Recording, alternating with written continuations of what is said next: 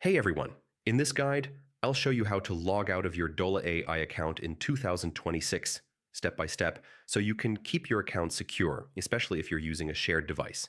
First, open Dola AI on your browser or desktop app and make sure you're already logged in. Once you're inside your dashboard, look toward the top right corner of the screen. Most platforms place the profile icon or account menu there. Click on your profile picture, initials, or account name. A small drop-down menu should appear. In that menu, look for an option that says Log Out, Sign Out, or something similar. The wording may vary slightly, but it usually appears near the bottom of the list. Now click on Log Out. The system will immediately end your session and redirect you back to the home page or login screen. If you see the login page again, that means you've successfully signed out. If you're using Dola AI on a mobile browser, the process is almost the same.